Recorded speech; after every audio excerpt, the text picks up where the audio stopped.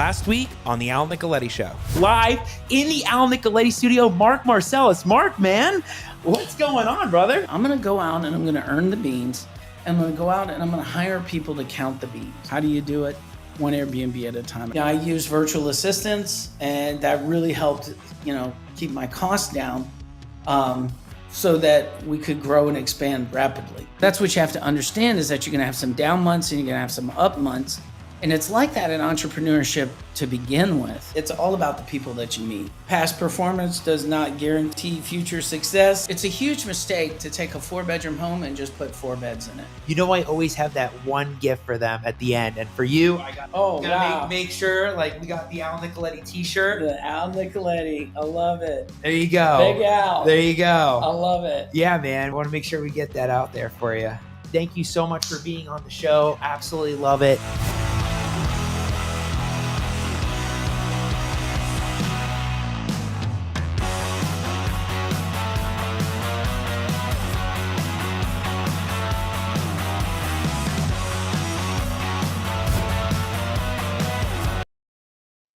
If you missed any of that episode last week with Mark Marcellus in studio, in the Al Nicoletti studio, you got to go back and check out that episode.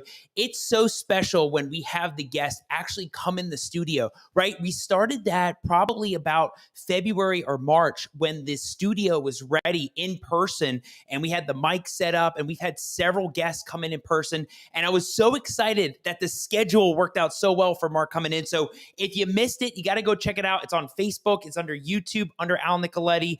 And we just did an Instagram post about the recap, so you can check it out. I think the link's in there. And you can always catch the Al Nicoletti Show on iTunes, Spotify, Google Play. You just type in Al Nicoletti Show and you'll see it right there. And I bring on these guests. I mean, we've had so many guests from season 1, season 2, season 3. So if you miss any of them, or you want to go back and learn something, because some of the episodes, I don't know if you can tell, but I'm not putting a cap on the length of my episodes right now, because we want the guests to really come to the table, bring it out, bring all that education and information that can help everybody level up their game. And today, the guest is no different. He is going to bring the fire when it comes to creative financing. And I can't wait to introduce him. And we're going to get into so many different things on either the note side, creative financing, seller terms, and how you can really capitalize on this market. So I know you all know it's Wednesday night, 9 p.m. I love seeing you all out there. Make sure you interact with the show tonight. You know I love the followers, the fans, everybody that comments, and we'll make sure we get to you. But make sure you interact, ask questions, because when we bring on a guest like this live, this is a unique opportunity to ask that guest these questions. So, I'm ready to go. Let's do this whole thing. So let's rock it. Hey, everybody. My name is Al Nicoletti. I'm an attorney here in Florida, and welcome to the Al Nicoletti Show, where I bring on real estate super investors, rising rock stars, movers and shakers, and leaders of clubs in their community, and a lot more people now that are on the show and all over the country. And it's not even just on Florida, right? We're bringing so many people on that it doesn't matter where they're from. Florida, Georgia, New York, doing things in Airbnb and seller financing, creative financing, commercial property. And that was a huge one with Neil Timmons. And bringing on big guests that can take your company to the next level. Let's do this. So on the show today, I'm so excited. I don't know if you all can tell. 9 p.m., I get in the studio. Mike and I are setting up. It's always an exciting time because there's always crazy stuff that goes behind the scenes of running a studio. That's a podcast for another day. But on the show today, I got Nick the Note Guy, Nick Legamaro. This guy is always on fire. So it's crazy where you meet people, right? Where you first initially connect. And I met Nick at the Family Mastermind. And I remember, I don't know how it happened, but I remember, I think I was just sitting down in family. And I remember Nick was right next to me. And from the minute we connected and hit it off, we loved it. I mean, I love this guy. He's full of knowledge, full of energy, and is always passionate when he talks about creative financing, seller terms, and really getting in this golden opportunity market. And we're going to dive in on so much because he loves getting into creative structuring and financing. We're going to talk about the rising interest rates in the ever-changing market and how this market right now is gold for creative financing. and the way you can structure your deal. The market is prime with all these interest rates that are rising. Who knows? Maybe the Fed will raise them again. We have no idea. But right now, it's huge. And he's going to get into how to think, act, and be the bank. So it's not just going to be about how you buy the real estate, but how you are the bank when you come to the transaction and how you can fund and lend and do all that kind of stuff. It's crazy the kind of stuff he'll talk about. And he will get into how you can generate cash now, cash flow later, and with infinite ROI. I mean, who doesn't want to learn about that, having infinite ROI? That's huge right there. And he's going to talk about, I thought this was a great hook point when he told me this backstage, how to be a lien lord, not a landlord. Let that sink in for a little bit. How to be a lien lord, not a landlord. And I know so many people get into all this stuff with long-term leases, short-term Airbnbs, but what is it like to be the bank, have that control it, don't just own it. So I can't wait to get into this. And without further ado, let's welcome him to the show. Nick Legamaro, Nick the Note Guy. What's up, man? What's up, Al? Man almighty. Man, I'm you know I bring the energy. All good. Hey, how you doing? So, yeah, great, man. I'm so happy we were able to do this. And it's the market conditions are primed for this kind of conversation, right? And I know we were talking a couple months ago on Zoom and you were like, man, I've waited years for this opportunity. And there's investors that have been in the game like you more than 20 years that are always waiting for conditions to be ripe in what they do and they're passionate about. And I can't wait to dive in, man. I'm just happy you're here. Well, thanks, dude, man. Looking forward to seeing you in a couple weeks in person, man, and breaking some bread and sharing some stories, man. It's always. I love this, man. I just got people. I just got a call today from one of my biggest underwriters, which are RMLO, which is a residential mortgage loan originator. We'll get into that in a minute. And she goes, "Hey, Nick, I'm just curious. Are you, how do you feel about the market condition? Are you nervous?" And I go, "Absolutely not. This is like Christmas in July for us right now." And we'll get into the details and get in the weeds on why that truly is. I go, "We're not traditional lenders. We don't deal with traditional buyers. The buyers that we work with, they couldn't go get a Bank of America loan at 3% a year ago anyway. Yeah. That's not who we are. And that's not who we service." So we'll get into the backstory and we'll work our way into it. But yes, I just love where we are right now. It is absolutely an incredible opportunity. It really can turn into wealth, infinite, generational wealth opportunities. And you got to strike when the iron's hot, man. And, where people are running away from, real estate in a lot of different ways. The ones that have been around a while. Look, I've been in real estate before the 2008 crash. A lot of people were not. I speak all the time, and I'm on stages in front of hundreds and hundreds of people. And one of the very first questions I always ask is, how many people were doing real estate before 2008? And almost always, it's less than what you can count on two hands. It's less than 10.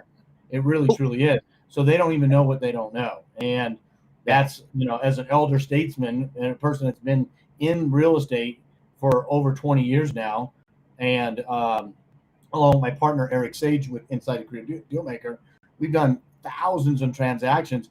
We went through this, man.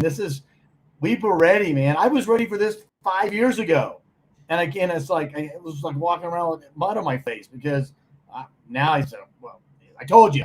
I don't wish bad will on anybody, but you have to be prepared to make a pivot, make a shift, redirect your energy and your effort, and really figure out how to monetize the opportunities when they become available. And hopefully we'll be able to share that with the viewers and listeners tonight. Yeah, let's do this so we get everybody kind of a preview and an idea of like where you had started and where you went and where you are now, because that's always so important. I mean, you're Nick the Note Guy or Nick Legamaro. I mean, you've been doing this. A lot of things, Al. I mean, that's the problem. I love it. Jack of all, master of none. No, that's not actually. It's quite the opposite. I'm a master of one thing and one thing only. It's creatively structuring notes to get paid in perpetuity and get maximum value and premium value for the notes that we create. And we'll explain it on how that works and how anybody that's considering becoming a bank or writing their own notes, some of the tips and tricks and things that they should really consider before go down that path. Yeah. So let's give everybody the preview. So Nick, tell everybody who you are, where did you start in real estate? What was that pivotal moment? Maybe that transition through '08 where there was all of those things that were going on with the banks, and where are you today? Yeah. So I started in real estate back in early 2001. That's about when I started. And back then, Al, we didn't have the luxury of this broadcast, for example, or all the educational materials, or even the power of the internet with data and all the things that are readily available. Can you imagine trying to do what you do now in probate 20 years ago and without the infrastructure and the systems? It'd be you probably wouldn't even do it, right? Well, back then we got foreclosures off an Excel spreadsheet. Seriously, there were no meetups, there was no Facebook, there was none of that stuff. And I was I learned from somebody that had more experience than me at the time. At the end of the day, looking back in retrospect, they probably weren't a whole lot smarter than me. They were just smarter than me, and I took that for what it was worth, and so on. So I got into real estate, and what I did back then, you could buy portfolios from banks. You could buy REOs from banks directly. And the person I was getting that I partnered with, or I got deal flow from, that's exactly what she did. She'd buy 20, 30 houses in a portfolio from a bank, and then she'd chop them and sell them off in onesies and twosies. I would buy them, I'd fix them, and I'd sell them to another investor. They would turn them into a rental property. 100% transactional model, just bananas. And then I did that for a while, and then in 2007, 8 hit, and it was a scary time, man. I got away fairly unscathed. I mean, it hurt, but it knocked me down, but it didn't knock me out. And where a lot of people and business relationships folded up shop. Al, I remember this. I had 3 deals at the closing table, 2 to buy and 1 to sell, when the day hit. And I think it was August of, I don't know the exact date. I think it was August 2008 when Obama came down with the hammer, basically. And literally in minutes, companies shut their doors. The money wasn't there. There was no money to be had. Deals didn't get funded, and deals were lost, and that's happened. So I got really lucky to get out fairly unscathed, and I was scared, man. I didn't know any different. What to expect. We didn't know what was going to happen. Didn't even really know the root cause of it like we do today. So, but I knew that wealth was created from real estate. All the millionaires that are on this planet, the majority of them come from it. Became millionaires because of real estate in some capacity, right? I knew that was the answer. So I took about a year and a half off, and when I came back, I went to work back in the corporate world. Corporate world sucks, man. Don't wish that on anybody. It's just, but it's the necessary evil to us to support ourselves until we can become, entrepreneurs and be able to do what we want to do. And I got back in by that time, when 2010 came around, there was a lot more information. There was educational products, there was materials, there was meetups and groups and things like that. And I said, you know what? I didn't have a big stack of capital to work with. I pretty much, I was down to maybe $25,000. It was fairly small relative to being able to do real estate without, doing a lot of heavy lifting, right? Without being able to have to do a lot of stuff yourself. So I did a lot of research, and I go, you know what? I didn't like what I did the first time. And that's when wholesaling was really becoming very popular, right? So there's probably a lot of people in here that do wholesaling, and we'll talk about why the wholesaling model is a great entry level strategy for what we do. Okay. But I got into wholesaling, and the very first deal, I was talking about the very first deal that I got. So back then, and I was in the Dallas, Texas market. Back then, you could go buy a list of properties that were under $50,000, $100,000. Wow. It doesn't exist anymore, but that's the way it was, right? Where's that now? So I got my yellow letters, and I bought my list, and got my postcards and sent them out. And I'm sure I did it all wrong. And I got a phone call. I got a phone call off my first list, and she goes, "Hey, I got your postcard. I'm thinking about selling my house. And I asked all the wrong questions. And I go, well, how much you want? And so she answered it. And she goes, I want $25,000. $25,000. Can't imagine what this house looks like for $25,000, right?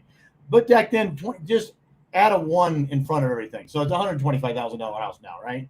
Because people are going, well, you couldn't do $25,000 house. Well, it was, okay? So she goes, but you can't. I have tenants in there. I'm retiring from General Motors. I'm moving to California to be closer to my grandkids.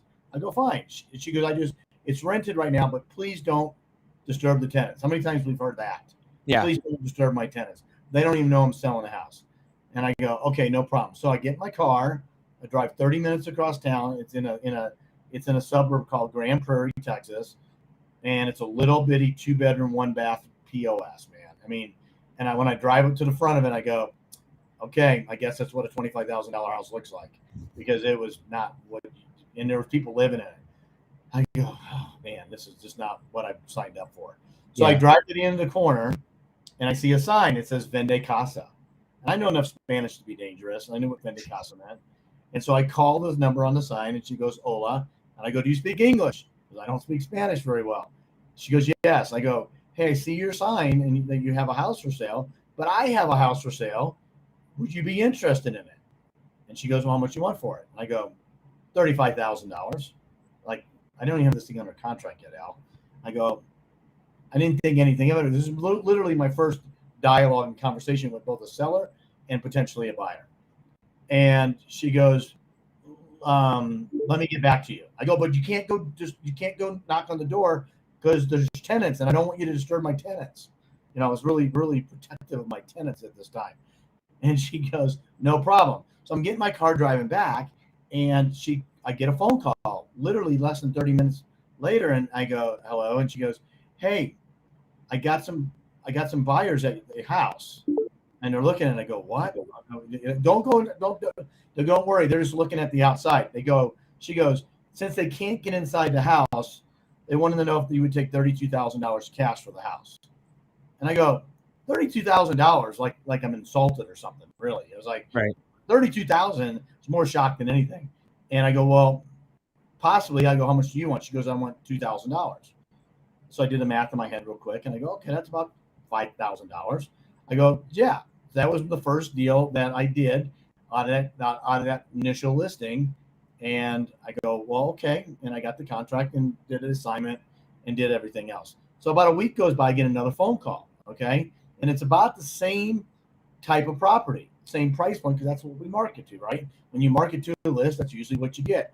A similar house in a similar neighborhood at a similar price point. And this lady was going, hey, I have a house I'm looking to sell. I went through a divorce. I don't want to live here anymore. I'm just going to move. She goes, I owe $22,000. She goes, I just want it out of my life. I just want it out of my life. I go, let me see what I can do.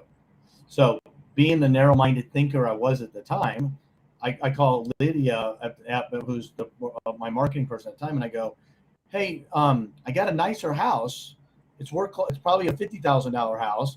I go, do you have somebody that would give me $25,000 down payment? Thinking that's all that somebody could have, because that's what they just gave me 2-3 weeks ago. And she goes, yes. And she looked at the house. So I got $25,000, knew I was going to give her $2,000, had a little bit of closing costs, made no cash on the deal, but I wrote a note for the difference, and it was like a $20,000 note, but I did it all wrong, man. I wrote it like 5% interest. I did, some crazy low term, but that was the very first creative deal. But that's not where the story really gets interesting, in my opinion. So I call Lydia up again, and I go, Lydia, you just sold 2 houses with no effort whatsoever, and you got $25,000 down. I didn't even have $25,000 I could be responsible at the time, right? I didn't. Just did it. I go, how many buyers do you have? And we're sitting down at lunch, and she gets, I don't have a book here, she gets a spiral notebook out, and she starts going page after page after page after page after page, hundreds and hundreds of names with their name, their phone number, and how much cash they have. And Al, there's numbers like $10,000, $20,000, $50,000, $100,000. And I go, wow, that's pretty eye-opening, because most people think, when they think about this kind of stuff, they put themselves in the position. Either when they go fix and flip a house, they always use their own opinion on what something should look like, not necessarily what the buyer needs, not what they want, right? A buyer doesn't need brand new appliances in the house. Okay? They want it, but they don't need it. They need a house to live in. Yeah. They don't need brand new carpeting. They don't need a fresh paint on the walls. They would like to have it, but guess what? They can do it themselves. So where I'm going with all this is that I said, what if I could give you what if I could provide nicer houses? Would you be able to get that kind of down payment? And she goes, yes. And so that's what we started doing, almost 1,000 transactions ago now, from the seller financing space, where we would buy the house, we would do some repairs, we'd sell it on seller financing, and back in the early day, we would sell the entire note, and that would be the model that we would do. So that's how I got started, and sort of got lucky a little bit. But I learned a long time ago, you can't put your own limit. You can't put your own beliefs in the model, because you'll really do yourself a disservice on what people really will buy and what they'll pay. Yeah. And I'm not saying you overprice it, but people go, because a lot of times they might be a roofer, they might be a plumber, they might be a landscaper, they might be a general contractor. I mean, there's a lot of times these houses look better a year after I sold it to them than I did after I did all the full rehab. So, wow, that says a lot. That's how we do it. So now we give the buyers what they need, not necessarily what they want, because they can make it the way they want it to be. Okay. Yeah. Got it. Well, I tell you, Nick, since we've been on, go ahead. Yeah, go ahead. I don't know, jump in. Go ahead. Yeah. Since we've been on, viewership's up. Everybody's trying to get into the restream room. The room is full on that, so we want to make sure and let everybody know. We're gonna start charging cover charge, Al. Let's start charging cover to get in here. It's We'll before 9 o'clock. Most of the clubs don't charge you if you get in before 9. Start charging. No, we want to make sure everybody's watching, and I'll just say, with the yellow thing keeps coming up, room is full. Check it out. If you tune in, or other people that are in the room trying to get in, go check it out. It's on Nick's Creative Financing. What's the group, Nick, exactly? If you're in the private Facebook group, you can get into it, and we'll stream it live. So it's just facebook.com/groups/creative dealmaker. And if you're already in that group, we're streaming it live there too, and it's on the screen right there. If you're not, unfortunately, we won't be able to let you in tonight, because we have to vet you to get you into the group. But you can get in for the next time. Sorry about that. There you go. Well, you know what? Now that it's shared, they'll be able to see it even later. But if you're watching out there, make sure you go there. And let's bring that up real quick. So, I'll talk about the Be the Bank Blueprint. So if anybody that wants more information on what we do, our Facebook groups, any of our ebooks and stuff that Eric and myself have done, if you go to bethebankblueprint.com, you can get all that information from there. You can get access to our Facebook channel, YouTube, all of our materials, download our deal or no deal analyzer, which helps you identify deal structuring and how to enter and exit out of deals as we go on. So hopefully that'll be there too.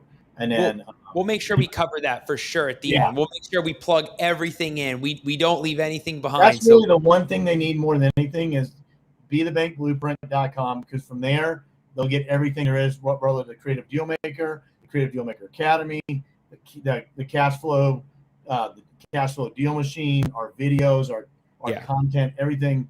It's all easily accessible from just that one link. So So you talked about it in the beginning, and it's something, I don't know if we even talked about it backstage, but as the entry point to even getting into creative deal structuring and to creative financing and seller terms, you were mentioning how the wholesale model is the great first step. And that's how a lot of investors start when they get into real estate, right? They start with the investing, and then they jump to different things. They learn the Nick Legamaro methods and how you can really do the seller term stuff, which that's crazy too. I've heard other people do deals where they'll pay, $7,000 down, and that's it. They got the title and everything like that. But talk to us about jumping in. So let's start from. Let's talk about who this is really for. Okay, Right. Who is this for? Because what we are really a complementary solution to what people are already doing right now.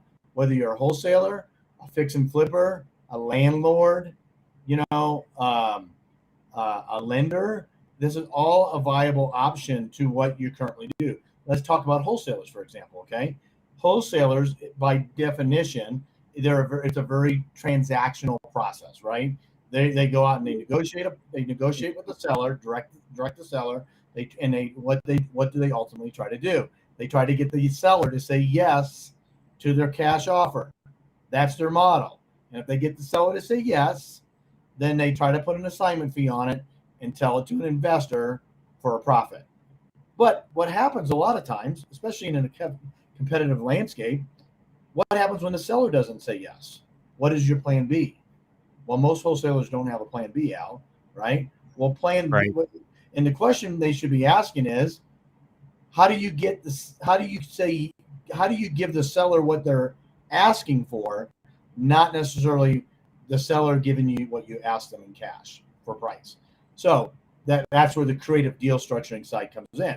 So that's part of the creative deal maker, what we teach and what we do. That's one way to acquire. Because contrary to popular belief, not all sellers want cash for a property.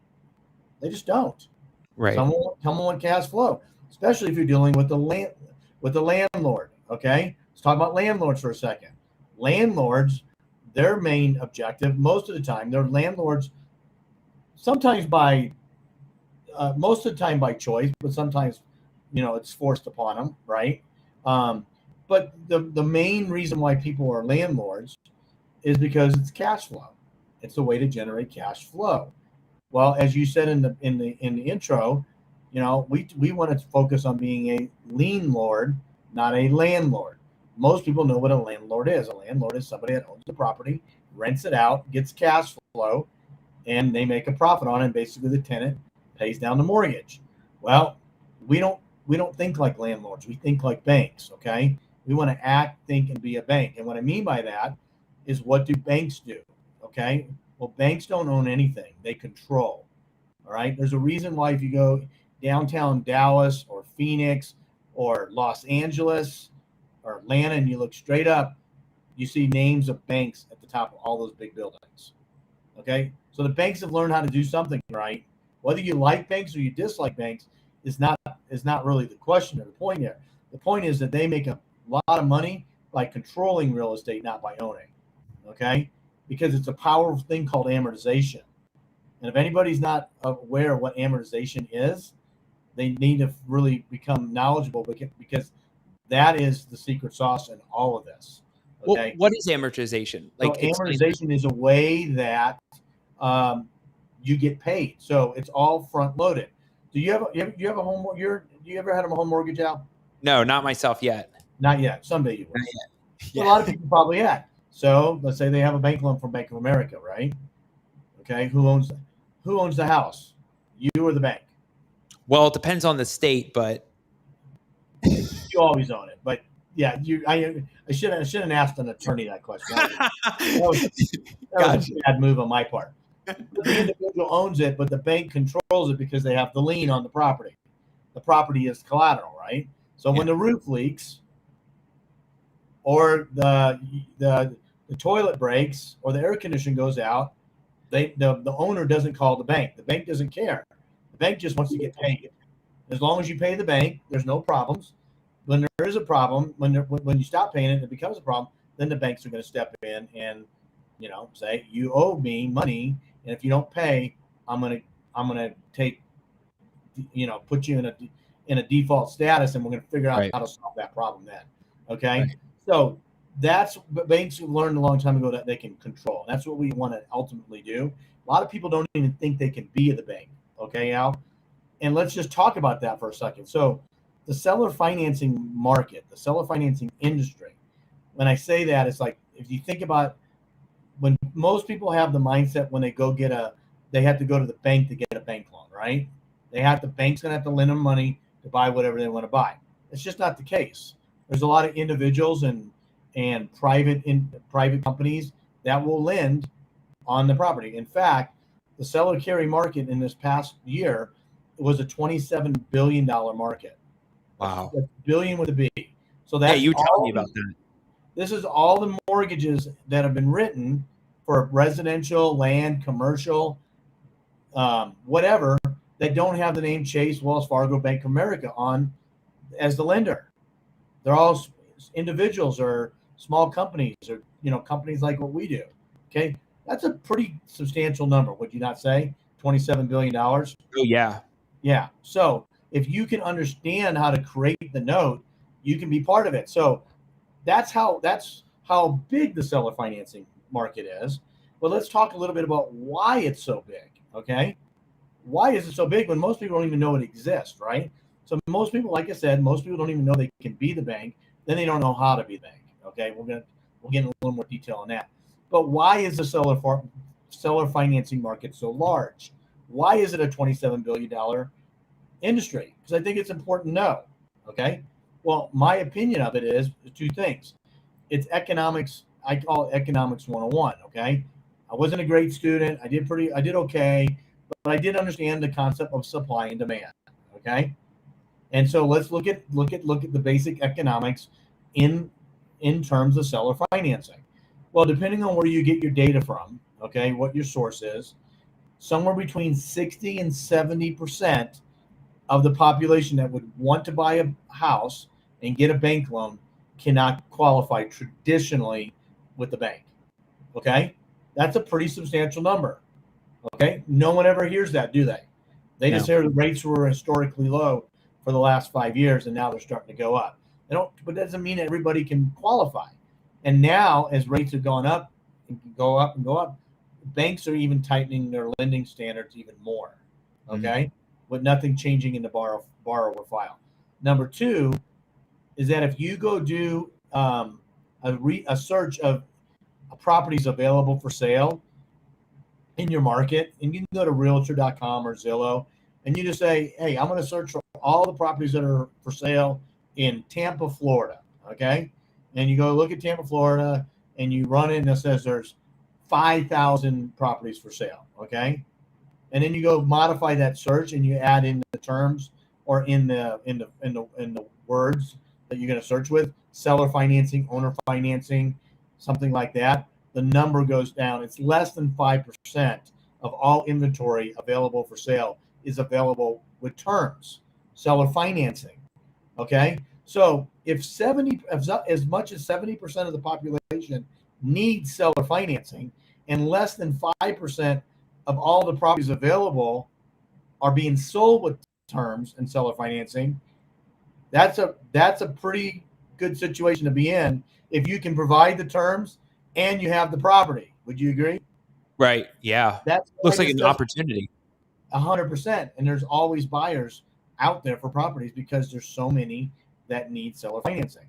It doesn't. And this is not going to change anytime soon. So as the market shifts away from being a seller market into a buyer market, then that's exactly that's a huge advantage for us because we're still buyers.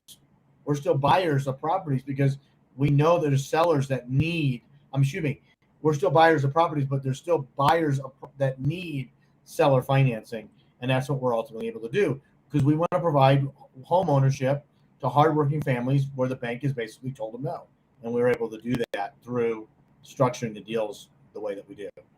Yeah. So when you were talking about that, a couple things for the audience out there, because it with title and lending, it gets really interesting. The thing that Nick was talking about is different states have different rules about who has title and who actually just has a lien on the property. And it's called lien theory versus title theory states.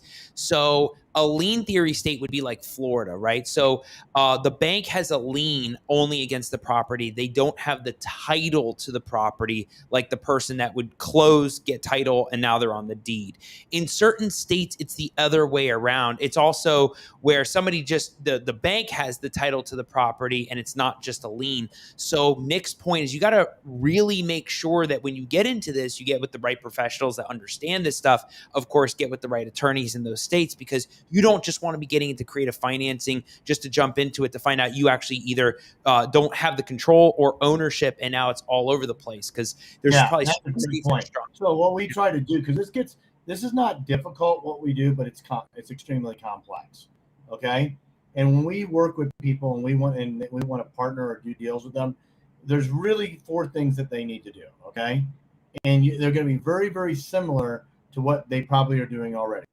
First thing they have to do is they have to find the deal. Okay, I don't care what real estate angle you take. It all starts with finding a deal, right? It doesn't matter. You have to find the deal first. Then you need to be able to analyze the deal, make sure it's a deal that's worth buying, right? You have to fund the deal somehow, either with cash, private money, hard money, seller financing, sub 2, sub 3, whatever it is. You have to be able to fund it, okay? And then the last thing you have to do is you have to find the owner finance buyer. But think about it from that's no different than a fix and flipper or a buy and hold investor or wholesaler. They're doing all of that stuff. There's just a different individual that they're targeting along the way. For example, if you're a buy and hold investor, when you get to that, you're looking for a tenant, right? You're not looking for an owner. If you're a fix and flipper, you're looking for a retail buyer. If you're creating financing, you're looking for an owner finance buyer. So, and if you're a wholesaler, you're looking for an investor. That's it. So the model doesn't change. Now what happens is that when you get to that point and you get all 4 of those things, then what we highly recommend is then you let somebody that understands the process manage the rest of the transaction. Okay, that's the key to this whole model. This is how you get premium pricing on your notes. This is how you can stay in the notes, because what we teach is, and we'll go through an example here. We teach it so that we create 2 notes. Okay, so let's talk about this for a second, because conceptually, you have to really understand the process. Let's just say, for argument's sake, the property is going to sell for $200,000. Okay. Yeah. Okay. So we sell it for $200,000, and let's say we get 10% down. Okay, so we get $20,000 down. That leaves $180,000 that we need to provide financing for, because we sold it to a seller finance buyer. Okay, so but what the trick of this is how do we structure the $180,000 of notes? Okay, and what we learned, and it was a $6 million mistake that I'll explain here in a minute that I made, is that we created a first and a second note. And right now we're writing the first notes at a 75% or less of the LTV. The balance is the second and plus the down payment. So let's use a $200,000 example. We'll write a first lien at no more than $150,000. We'll write a second lien for $30,000, and the down payment is $150 plus 30 plus 20, $200,000. Follow me so far? Yep. So keep going. Then we do, because we have a cost in this deal, right? Let's just say we borrowed hard money, okay? And we borrowed hard money, and I'm just going to make the math simple. We have a calculator for all this too, and it's part in the Be the Bank blueprint. You can get the calculator, and you can, in about 30 seconds, maneuver and manipulate numbers and levers and see what it does. Okay, so in this example, we'll take that first lien, and they'll sell the first lien, or we'll buy the first lien. A lot of stuff that we teach and do is because we're note buyers. All this stuff is great, but I want to buy these notes. So I'll buy that note, okay, or somebody internally will buy that note that's got $150,000 face value. And let's just say, for sake of argument, we buy it for 90 cents on the dollar, okay? I'm just using round numbers. It's easier calculation. So yeah, that'd be $135,000 is what the cash would be from the first note, okay? And we had $20,000 in cash from the down payment. So 135 and 20 is 155, okay? So let's just say, for argument's sake, that our cost basis was $150,000, okay? Well, now we have a net cash on that transaction of $5,000. Not a lot to get excited about, okay? But we've eliminated the cost basis. We have no more risk. We have no more liability because the note has been sold, right? But what are we left with? Well, we're left with a free and clear second lien at $30,000 that's amortized for 30 years. Yeah. That probably produces around a $250 a month cash flow. Okay, think about that for a second. Do you have any rental properties out? No, not yet. Okay, not yet? No, you should. We'll talk later. See? I don't want you making How bad I answering decisions. that? No, I always say this. It just depends.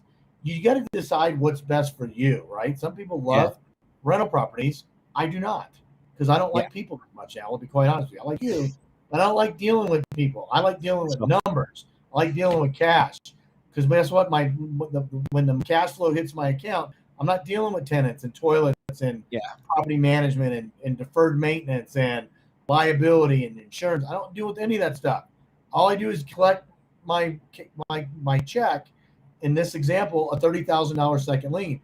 But here's the catch on this: it's amortized, okay? And let's just say that let's say it's a 10% mortgage. And I don't have my financial calculator here, so I'm just giving illustration here, okay? Yeah. A $30,000 note on a 30-year term at about 10% is probably $250 to $260 a month cash flow.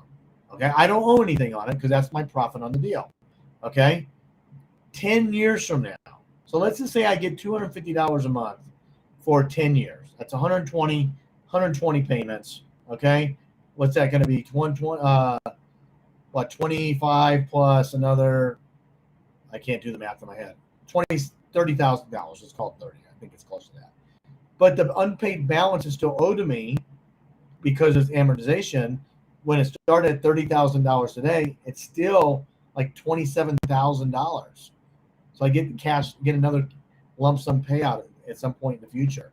So what we want to do is compare it to being a landlord.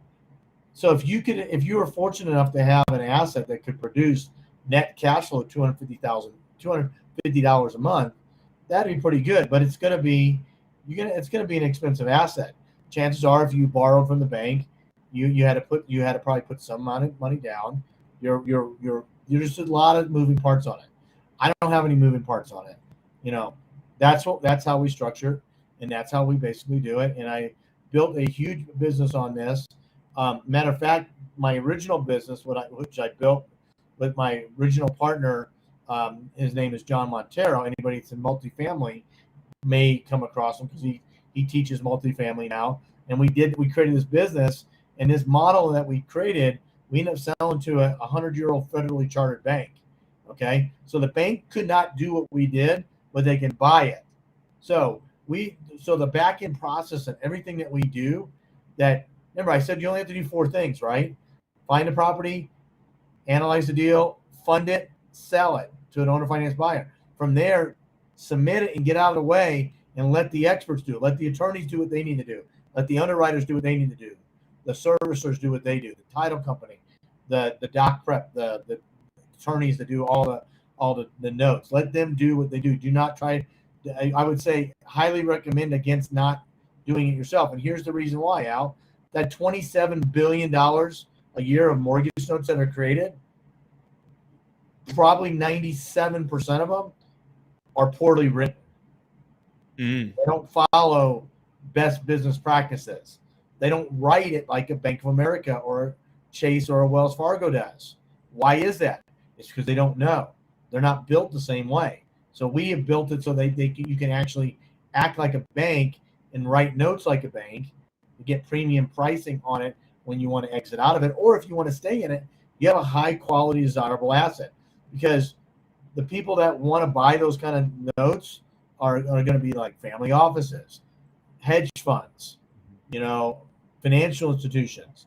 They don't want something that doesn't perform. They don't want a headache.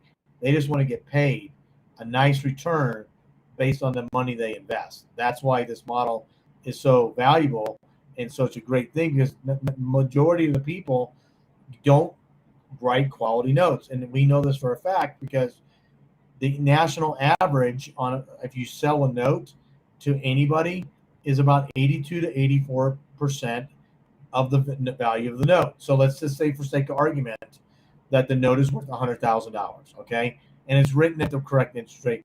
You might get $82,000 to $84,000 for that $100,000 note today. Well, why is it not 100? Well, there's things like time value of money, right? There's risk. Did you underwrite the borrower correctly? Did you get the proper amount of down payment? Right. Are you servicing the note? Are you escrowing taxes and insurance? All right. Is the property, did you sell the property for more than it's worth? Where the hell is the property located? Right. All those factors, all those are factors that impact somebody's ability or desire to purchase a note. But all things consistent, the difference between what we create and through the process we use and what most people do is about an 8% value add. Okay. So for example, if you're, that $100,000 note that you might sell for 82, 84, you're going to probably get 90 to 92 for it if you just stack the file correctly. You cross all the T's, you dot all the I's, you put all the right information in the files, and you do it the right way. And I can't emphasize this enough. People think that they know what they're doing. They don't. And it's not a knock on them. It's just they don't know how to act, think, and be a bank. Here's why I know this. Because when I was selling my company, I went through basically an 11-month, examination, for lack of a better word, of ripping open everything that we did and why we did it and how we did it. And we came out and we were and a lot of the files that we did in those days, they were written every good, if not better, than Chase, Wells Fargo, Bank of America, because the same auditors that audited our files are the same auditors that do their files. Same thing, it's just got a different name on it on the loan. So we're able to pass that on to people that really truly want to get in the note creating or note buying. So if there's a lot of people that might be listening to this that are note buyers. Okay, well, if 97% of the notes that are written or not written are inferior, think of it like this, Al. Think of it like I'm in Texas and I like using my Ford F-150. Okay, a lot of Ford F-150s driving around Texas. I got two identical 2015 white Ford F-150 pickup trucks. They both got 50,000 miles on it.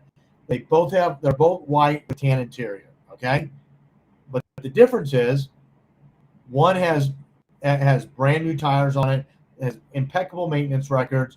There's not a scratch or dent on the exterior. The interior's in pristine condition, and it looks like it just rolled off the showroom. The other one has been beat to shit. Okay, the windshield's cracked. There's no record. The tires are bald. There's a scratch and a dent on every panel of the vehicle. The interior's has been ripped up. Which one of those two vehicles is worth more money? Yeah, I don't want the one that's ripped up or anything. No, it's not. Well, and even if you did, because you were a mechanic and said, "Oh, I can fix it and get a better deal," that's beside the point. The point is, you want to deal with the known quantity. No buyers want to deal with the known quantity. They'll pay a premium for that, and ultimately, that's what you want to have too. Because remember, we're creating a first and a second note here. Some people might want to hold both of those notes they create, but if they sell the first and stay in the second lien position, that note's still for 30 years. Wouldn't you want to know if your profit and your money that you're going to get paid on that second note, wouldn't you want to know that you did a really good job of underwriting that buyer? Yeah. I surely would.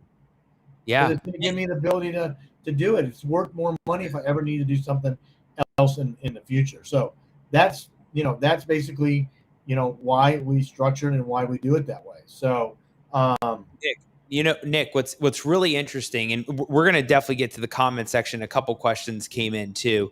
What's really interesting is you're talking about the leverage of the creation of the note and the ability to correctly draft it in a way that positions you to be more valuable. So if you're on the side of buying the note, you are almost in a position to say, well, I'm not going to buy it for that much because I know that there could be a lot of issues with it. But if you're on the other end selling the note, you basically have that leverage to say, we're not 97% of the people that are out there that have these kind of notes. No, the way we did it is different, and here's why. And we're not coming off our price point. So there's like different strategies, I'm sure, when it comes to that. But one thing that, and while you were on that role, Reginald Russell, he said, do you create notes?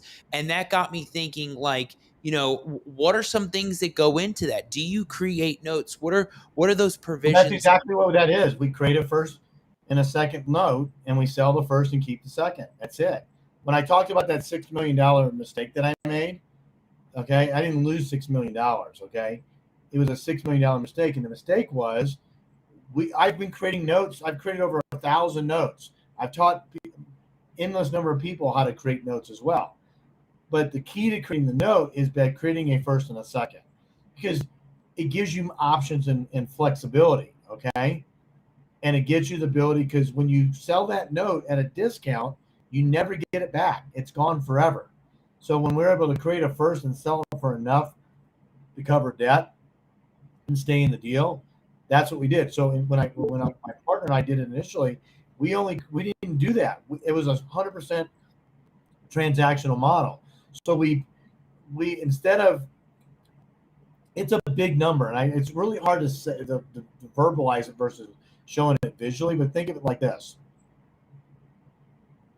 we're going to get maximum if we were to write.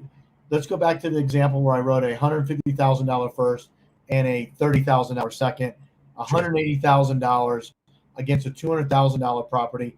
That is a 90% loan to value. It's also pretty close to 90% investment to value, which is what a note buyer is looking at. They're looking at what their yield is going to be, and they're looking at what their investment to value is. Well, why is this important? Well, the higher the investment to value is, the more risk. Because if your cost basis on a note that you buy, say 180, and the property's worth 200, and the borrower goes into a default situation, you have a lot less margin to work with to protect your initial investment, right?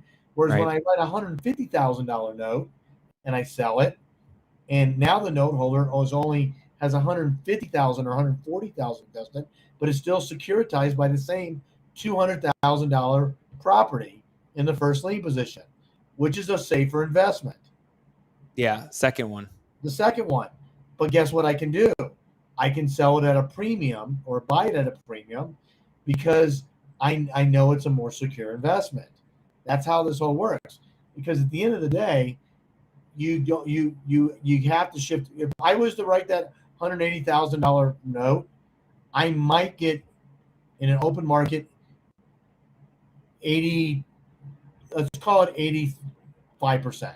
Okay. I think that's a little aggressive, but for sake of argument, let's do it. So if I take 85% of 180, let me do this in the calculator real quick. 180 times 153. Okay. So it's $153,000 is all that I'm getting for that total note. Okay. So if my cost basis was 150, I made 3,000 on the note sale plus my down payment of cash, whatever that was, 20,000 less expensive. I'm out of the deal completely. Okay. I got it all out. So in this situation, I made 20. Let's just say that's the net on it. So 20 plus 3, $23,000 completely out of the deal, right? Now let's go back to the original example where I wrote $150,000 first and I kept the 30,000. I sell the 150 for 135, okay? And I get the 20 down. So I made $5,000, okay? $5,000 instead of 23,000, but I got a $30,000 second lien that I didn't get on the other deal because I sold it. I sold the whole thing. Well, if you look at amortization, the face value on a 30,000, it's not really 30,000. It could be 3x of that number over time. That $30,000 note could be worth as much as $90,000 or even $100,000.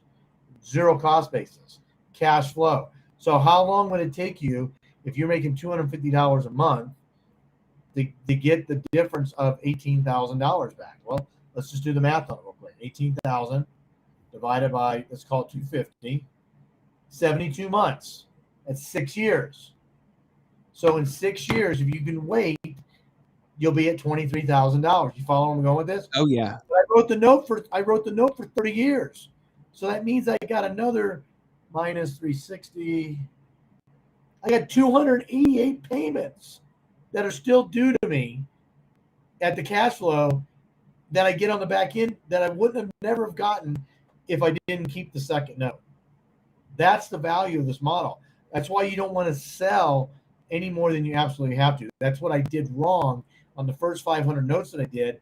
I did exactly that. I didn't take advantage of selling less of the note and then doing other things creative. And all the notes that we wrote, I came up with, it was about $5.8 million, okay, of lost opportunity. I didn't lose that much money. I lost it in the discount. You follow me? And so that discount cost me the opportunity to hold about $5.8 million. And maybe it only would have taken me 72 months to get to that point. I get all the back end, and we know it's worth 3x. $6 million is really close to almost $18 million in opportunity to do it. It's power of amortization is something extremely valuable. When you write notes, don't write just first. Don't write first, because you know what? You can still hold first and the second note, even if you want to hold them both for yourself.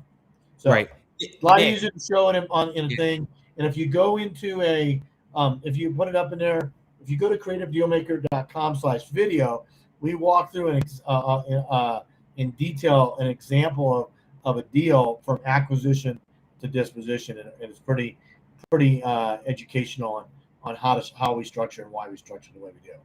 Yeah, no, this is super valuable. I mean, great examples, actually, really kind of getting into the basic numbers too. And I love the shirt too. I don't know if I realized it was I might the plus sign. I might bring you. Yeah, please do. Yeah, even if you have a mug, we'll get it on the shelf. Have you got any mugs made? You and Eric making things? We don't do mugs, but I'll get you one and put it on the shelf. CreativeDealMaker.com. So we have a digital product, okay? And the digital product is a do-it-yourself product, but it goes through the stuff in great length and details on exactly how we do it, why we do it. Look, what we do is not for everybody, okay? I'm going to tell you that right. We're just sharing our own personal experiences on why we did it and why we do it now. And it's that simple. So it's really, really good information. If you're thinking about, we work with a lot of landlords, for example, and they're just tired, man. They're tired. I just saw an article that that I had no idea this. I'm not in the landlord space, but the amount of people that are tenants that have not paid, that are scheduled for eviction, is incredible. I was shocked. But here's what happens. When they no longer become a tenant and you're a landlord, and now you have the asset, or you got a decision to make, or there's a decision you should look at. Decision one, do you go find another tenant? Or two, do you turn around and sell or finance that house and create a note on it and get the cash flow from the creating of the note instead of having to deal with the tenants? Huge opportunity. Anybody that's a landlord really, really should consider it, because the amortization is a lot of times when we look at houses to buy, landlords, I just had this conversation. I'm looking at a $14 million portfolio, and the landlords, man, I'm going to get hammered on the taxes. And I go, well, why do you think that? Well, because my cost basis is like zero, because we kept trading up to buy properties. I go, well, what if you sold it on an installment sale? Then what's your taxable event? What if you sold it to me on a 100-year term and you gave me a balloon payment in 100 years? What's the taxable event then? I was making it, a crazy example. He goes, well, I wouldn't have one. I go, you're absolutely right. You wouldn't have one for 100 years. What's the value in 100 years on what you did? Not the tax, but if you can get cash flow as a landlord, okay, then you only are paying it on the percentage or the dollar amount that you bring in. So landlords a great opportunity. Same with wholesalers. We talk about wholesalers. Anybody that's not negotiating terms with sellers, because guess what you can do is you're a wholesaler. You can still treat it as a transactional model. Just go negotiate terms instead of cash. You can sell the terms, deals just the same. Go negotiate, payments. I just bought one from a wholesaler, and they negotiated terms directly with the seller, and I'm paying the seller a payment. Okay, and I'm fine with that. Seller's fine, because here's what people, and especially wholesalers, don't understand. Not contrary to popular belief, not all people want cash for a transaction on a sale. I'm telling you, it's just not the case. So if you can give them what they want in the form of the price, a lot of times they'll give you what you want back in the form of terms. And that's all that we're doing. So go negotiate terms deals. If you don't understand how to negotiate terms deals, there's tons of people that can show you how to negotiate on terms. So a lot of the people that we know, there's great people that are out there that will teach you how to negotiate terms deals, right? A lot of friends of ours. And guess what? You can utilize all those strategies. They all work, and then turn into the exit with this creating the note instead of maybe holding it. Make the decision, run the model, see what works best for you. Yeah, love it, Nick. Again, so much information and a wealth of knowledge when it comes to creative structuring and really getting in the nitty gritty when it comes to here's why it works, here's a really good example, and also even getting into some of the strategies of the installment stuff. I mean, there's people that are just jumping in the game that would be all over the place, and that's why it helps to get with somebody like Nick Legamaro that can really get into it. And one thing I'll say, the comments. I mean, we didn't even get to some of the people. And Coach Gio, I hope you're watching. Gio, if you're still watching, drop a comment in there, drop a fire, drop a bomb, whatever you want to put in there. Love that you're watching. Kevin Hawthorne, good evening from Lakeland, Florida. Awesome, Kevin, you're there. But my guy, Joe Rowick. The Roig is watching the show tonight. He said, this guy is awesome, a wealth of knowledge. He said, Nick, how many cups of coffee did you have before this? Funny fact, I don't drink coffee. I've never had coffee in my entire life. I don't need coffee, man. I love it. I grew up in Arizona, and I grew up in Arizona, and I never could figure out why anybody would want to drink anything that was hot living in Arizona. It made no sense to me. How anybody can drink it, don't drink it. But what I was going to say, though, on this is that, guys, if you want to understand this more, and it's something that you want to add to your tool belt, right? And this, because look, every deal is different, right? Not all deals are made for creative financing, just like all deals aren't fix and flips, and not all properties are good for buying home, right? Mm-hmm. You got to know what your options are. But go in, if you go to that bethebankblueprint.com and you sign up, then get into the private Facebook group, okay? Get into the private Facebook group, Creative Deal. You can go on Facebook group, it's Creative Deal Maker, okay? Or facebook.com/groups/Creative Deal Maker, and join in on our groups. We do, Eric Sage, my partner, and myself, we do live calls almost every week, called Office Hours Live, and we do exactly this, but we do it more in a more visual format with the modeling and looking stuff up, and and things like that. So cool tip. Give a couple other things away. Plus, you'll get all the other stuff that we have in there, our ebooks, modeling, and stuff like I talked about earlier. But here's a cool tip, man. I want people to make note of this, okay? Because it doesn't matter where you are, but what we look at on the note side is that I want to know value, right? Not only the value of the property itself, but where it sits and resides geographically in any specific market. So one of the things that I like to use is, it's called ZHVI. So it stands for Zillow Home Value Index. So if you go on Google and you search ZHVI and then the zip code, it will give you the median home price for that specific zip code. Okay. So I like to see that because I want to know where my property is relative to that geographical area. For example, if the median home price is $250 and my property is $300,000, well, then I'm on the wrong side of the curve from a desirability standpoint. Doesn't mean it's not worth it. Doesn't mean we won't sell it, but I would rather be at 200 on a 250 median home price than 300, right? Because that's just my personal opinion. Doesn't mean the house is not worth more, but just from my experience, we know that when you're on the left side of that curve, the ability to sell things quicker and be more profitable on it is just far, far greater. So just a little tip, ZHVI, zip code, and see what it is. The other thing it shows you, and it'll be interesting to track it, it also shows the rolling 12-month value index of price increases, right? Mm-hmm. So the last 12 months, it might say it's up 15%. You know, and it might go down and it'll keep adjusting. So anyway, what else you got? Well, no, Nick, one thing that I was thinking about when I saw Joe post the comment is Joe gets into a lot of wholesaling.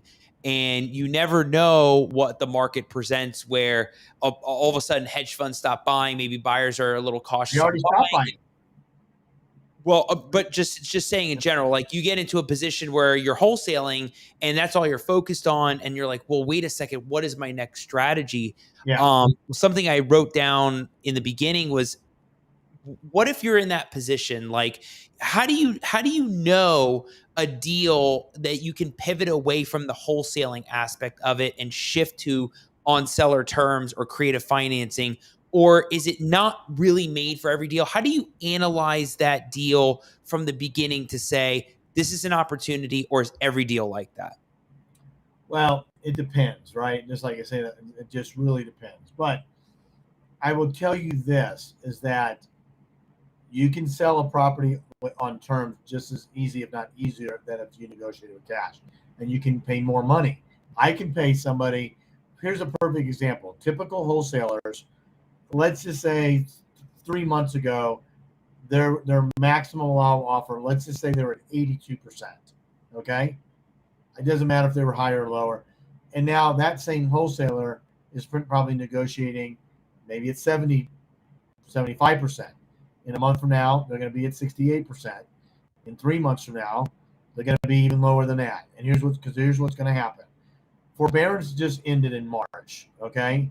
8 million properties were in forbearance. Okay. Forbearance was basically a way that the banks allowed borrowers basically not to make payments. Okay. They said, you don't have to make the payment. COVID hit. A lot of people went to forbearance. Okay. Well, forbearance is now over. Okay. So they may not have to make up the back payments right now, but they still have to make payments. Okay. Not everybody's going to come out of forbearance and be able to make payments. Okay. There's going to be a huge flooding of properties that hit the market where sellers are going to have to sell, not because they want to, because they have to. Because a lot of times they have equity tied up in these properties, and the only way they can get that equity out is to sell. They can't borrow against it because they don't have the right employment anymore.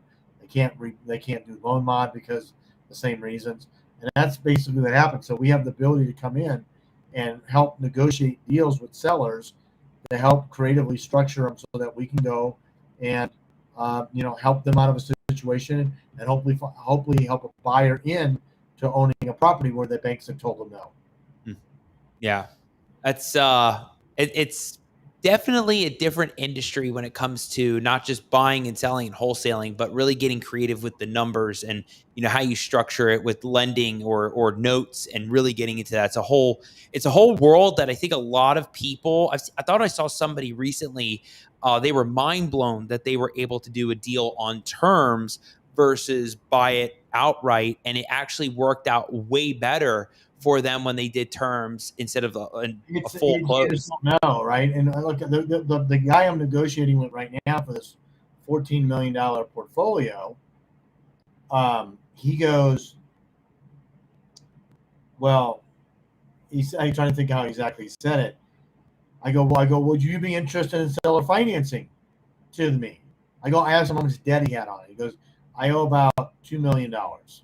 And so he has about 10 million, 12 million free. So I go, well, if I gave you the $2 million to pay off your debt, would you be willing to carry seller financing for me as the buyer for the things? And he goes, yeah, I guess so. But this is exactly how he said it. Yeah, I guess I would consider that, but I'll have to charge you 5%. And I'm going, I already know I go, really? Somebody is knowledgeable and experienced that's built a whole business on building multi-million-dollar portfolios, think that he's getting a good deal at 5%. Well, let me tell you something. I'm not selling it on terms at 5%. I'm turning around and selling it at 10%. So just do the simple math on that. If I have a portfolio that I'm buying at $10 million and I'm paying 5% on it, and I'm selling it at $10 million or 12 million or whatever it is, but I'm getting 10%, and I'm arbitraging that, because what happens, you have two amortization schedules, okay? This is where amortization comes in. So they both start at the same number, but the 5% pays down much faster than the 10%. Go look it up. 10 years from now, I'll have the equity position on that will be phenomenal. I will crush them by doing it, and we'll turn all those rental properties into seller finance properties is what we'll end up doing if we end up structuring the deal, and I can get him to carry the whole amount. So that's it. But that happens all the time. People think they're smarter than they know, because what they do is they go, well, the bank's charging 4%. If it's good enough for the bank, I'm going to charge 4% too. Well, you don't have to. There's a demand. It gets back to economics. There's a demand. There's a demand. The charge. The biggest mistake I see most investors make when they write mortgage notes, they write the interest rate way too low. What do you think the number should be? Like especially with the Fed raising the rates like again and again by different bases. So by rule, according to Dodd-Frank, as a small cap lender or individual, whatever you want to use, we can write a mortgage. Now there might be usury laws in certain states and blah blah blah blah. Okay, but according to Dodd-Frank, we can write it at APR plus 6.5 points. And the APR is the average prime offer rate. Think of it like LIBOR, right? Or some government index that sets and comes out weekly. The underwriter will handle all this at 6.5%. I don't know what it is today, but I'm going to guess it's probably at close to 5. Okay, so that means I could literally write a conforming qualified mortgage at 11.5%. I'm not doing 11.5% right now. We're doing it 9 3/4 and 9.95, but that number could change. It could go to 10.5. It might go to 11. At the end of the day, buyers will still pay it because it's the trade-off that they can own versus rent. That's it. Because guess what? If you're thinking about it from a home buyer's perspective, what's the interest rate on rent, Al? If you rent, what is the interest rate on rent? Well, there technically is an interest rate, but if you were paying a rate, you can't calculate it. It's infinite because you don't get any value back for the rent that you pay. You pay $1,000 a month for rent, you don't get a $10 rebate back. You don't get anything back. It's gone forever. So when you pay 10% on an interest rate on a mortgage, you do get value back because the value comes in the fact. Well, number one, you get to deduct the interest expense. That's a value. You get to deduct property taxes on your taxes. That's number two. And then you also you eventually own that property. Regardless of what it costs you, if you rent for 50 years, you have nothing at the end of 50 years, right? If you buy and pay 10% and you pay it for 30 years, you have something at the end of 30 years of value. That's the fundamental difference. That's why we don't really worry about what interest rates are. We don't gouge. We're not predatory lenders, but there's a reason why we charge what we charge. Right. That's what we're allowed to. Plus, we have risk, right? If you want a cheap mortgage, then go down to Bank of America and get you 3%. It's okay. I don't care what you do, but don't ask me to be Bank of America because that's not what we are. Yeah, there's a way to do it the right way with the rates 100%. and like structuring, and then there's crazy ways, right? So, and people write really bad notes. They don't underwrite the buyer. They don't vet the buyer. They don't service it. All that stuff is really, really, really important to do it for obvious reasons. We won't even look at notes to buy unless we know the history of the underwriting. And right now, to be quite honest with you, we very rarely buy notes that somebody else created. Just it's not worth the energy and effort to go vet all the documentation that's required to make them work. Yeah, So, it's got to work the way you want it to work, and so yes. that's that. Yeah, you've been in it so long, you already know. Yeah. We had a great question in the Restream chat, and I don't know, Mike. However, we can put this on there, just a copy paste. It's Eric Howell, the house guy. He says, do you typically write the second note 30% or less, or can you write it for more and still make it desirable to note buyer? I'm structuring Morby methods and learning how to plan for my exit? Yeah. So we know Pace really well, Eric and myself. Pace. Pace is a great guy. You know him as well. Yeah, Pace more.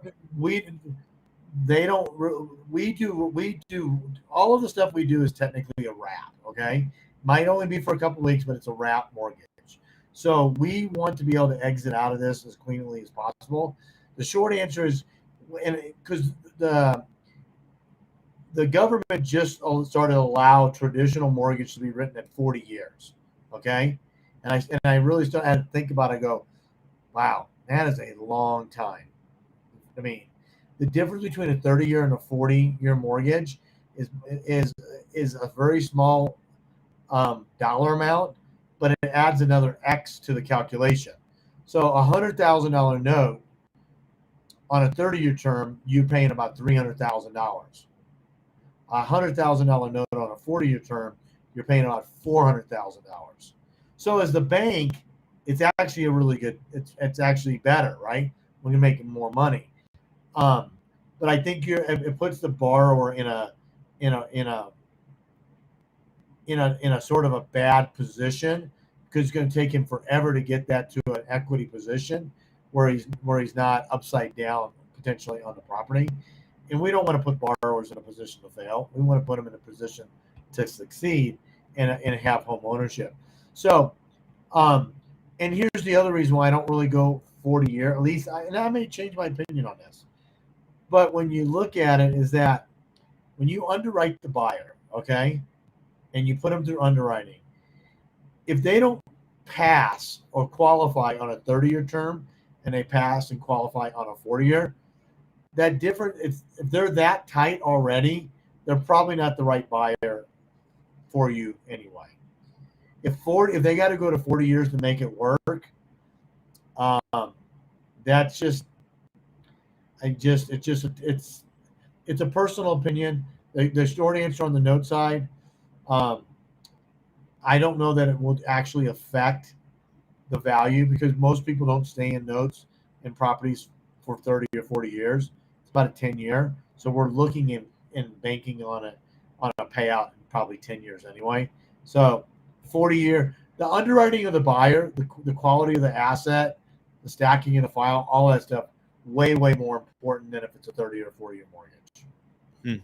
Interesting. Hey, great answer right there. And Nick, I can't remember who was telling me about this by name, but I remember them saying, don't be surprised when we start seeing now 40-year mortgages, not just 30-year, but 40-year.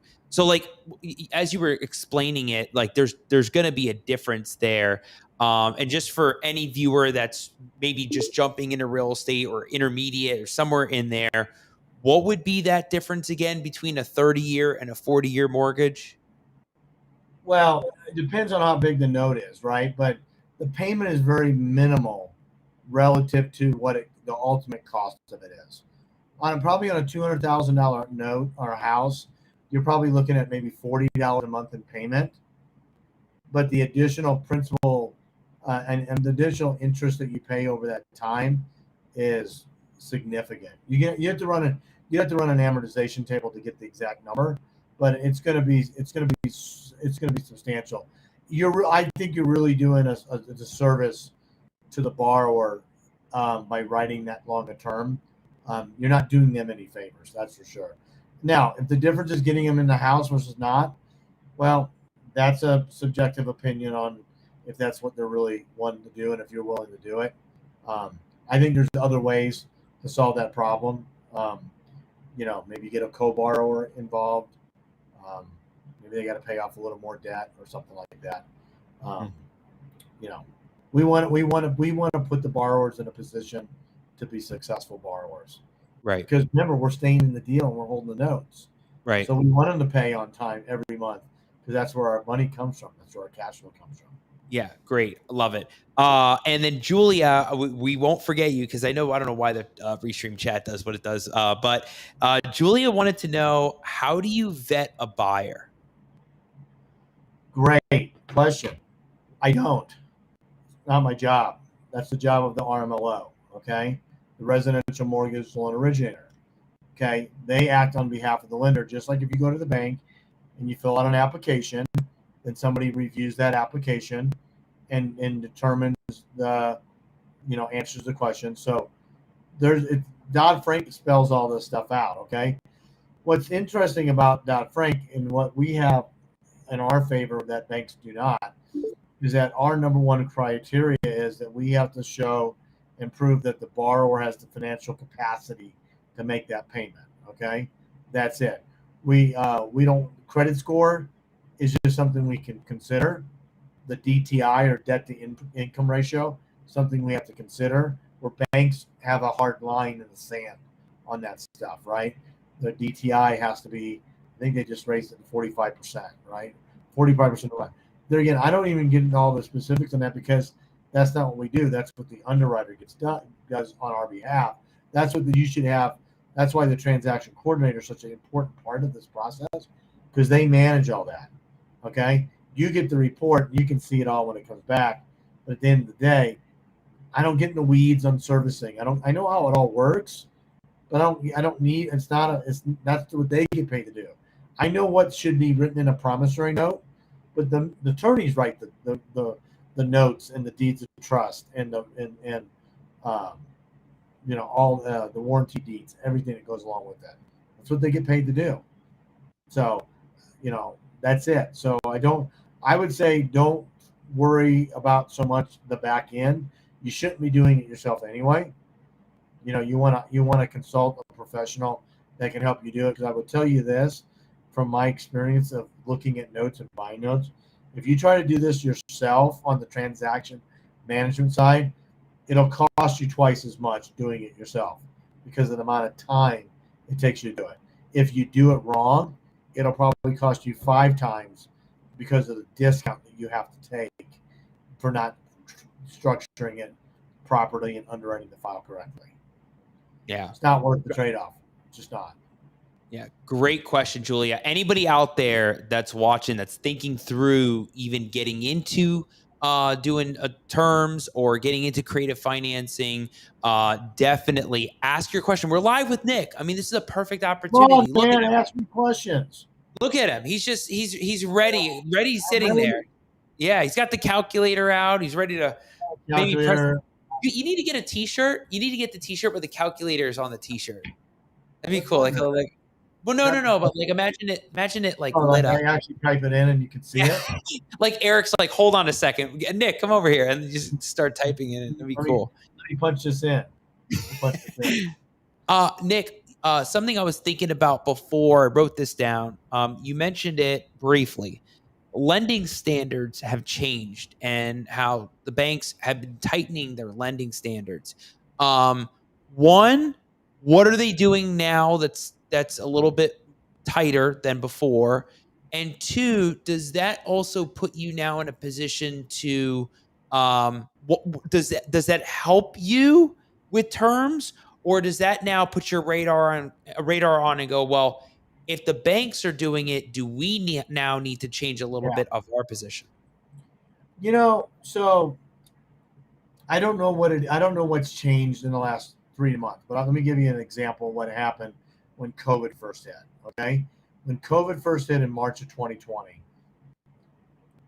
if there was 100 people that had already been pre-approved for a mortgage and were waiting to close, okay, they'd already gone through the underwriting process and everything was verified and validated, okay?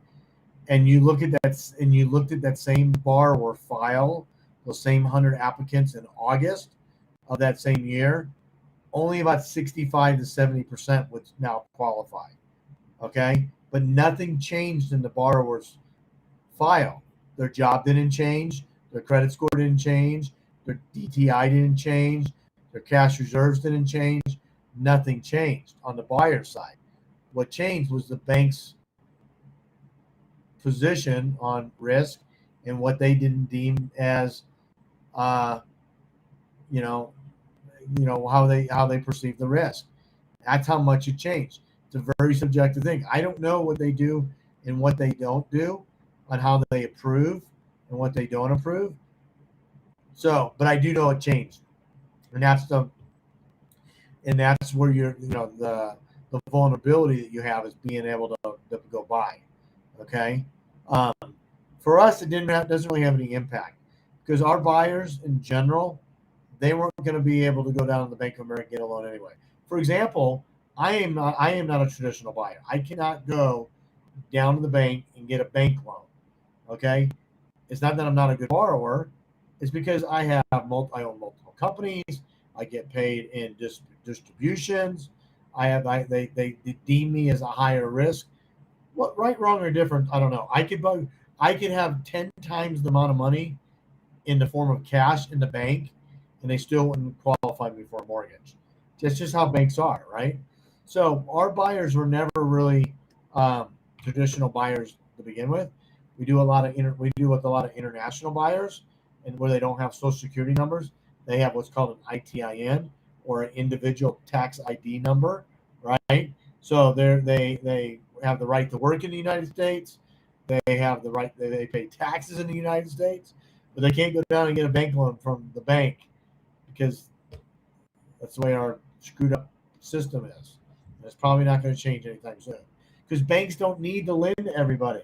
They're going to lend to the select few, and unfortunately, that really prevents people that really truly want to be home buyers from becoming a home buyer. And that's what we love to be able to do. We love to be able to provide hardworking families the ability to have home ownership if they choose to. Because Right. we don't say no like the banks say no. We do say no on occasion. You can't be a deadbeat borrower. That's not going to work. But if you can show that you have the ability to do what we need you to do, then there's a really good chance we'll get you approved and you'll be a home buyer. Yeah. And that's what I think you talked to me about at family was the fact that that's the benefits of working with somebody like you versus a bank, right? Which is Yeah. you're there to help the situation. You're analyzing it just like they would, but you're thinking through it on a different level that's not institutional. The main difference between what a bank does and what we do, banks, I think they weight when they weight the risk, they weight it with on the individual higher than on the asset. Okay. So when I say weighted, I mean the weighted average, right? They might give the borrower 90% of the weight and the property 10%. Whereas we're on the other side. We're using the asset as one of the more important parts of the transaction. That's not necessarily the buyer. Okay. We want the asset to be worth 200 because we're going to get the down payment and so on. The borrower, that's why you can go get a 95% FHA loan, right? And put very little bit of money down because they're really underwriting the buyer and they're not looking at the risk from an asset perspective because that's all insured anyway. It's just how they evaluate the deal. Don't think it's that important. We like to look at the asset. We're able to write plenty of borrowers the notes that they need to have home ownership. Yeah, awesome. And we had a great question. We can't see who it is, so if you want to drop your name in there, whenever we go live, it depends on where it's channeled or paired. It may be from the Facebook group, Nick. But they said if we buy a house with hard money, you can show us how to pay that off and do a second to get monthly income. For example, we buy 65,000 and value is 130,000 and sell with seller financing.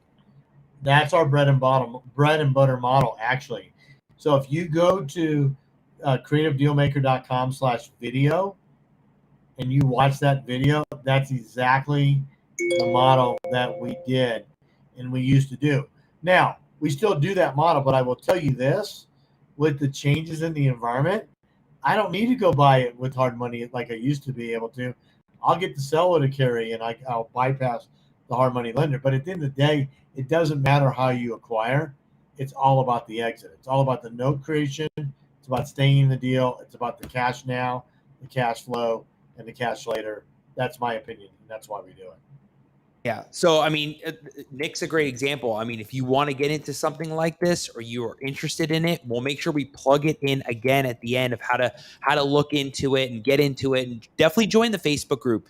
I know when Nick added me or wanted me to be a part of that group, I got in and I looked at what was going on, and him and Eric having the lives. I mean, that's huge. People asking questions, people posting scenarios, that kind of stuff matters all day. It comes down to examples, right, Nick? It comes down to people actually getting into it and doing it. And again, I'll point out that what was interesting on the call that you and I had was it's so different to own property versus control the asset. Control it, not from an ownership standpoint. And people, have to see that there's a different side to not just owning property, but being the bank. And that's what Nick's been really stressing about on how to do it and why it can be successful. I'm surprised it didn't come up in the chat at all. Always get thrown well, you don't get depreciation. I always get that question. As I always sort of chuckle. Well, what happens? I go, well, I don't get depreciation, but you don't get amortization, and I'll take amortization over depreciation any day. First of all, depreciation is great if you have enough to depreciate. Number one. Number two, depreciation will run out. You don't get depreciation forever. Okay, so those are the two main things. The way since we're talking about single family residences here, houses, I'd much rather be a bank with single family. Now, if I want to get depreciation or I want something else, I'm going to do. I'll do a different strategy, but I won't do it in single family. I'll do it in a multifamily. I'll do it in a storage unit on commercial property, or something like that. So I just don't like dealing with the asset in a single family area. That's just me personally.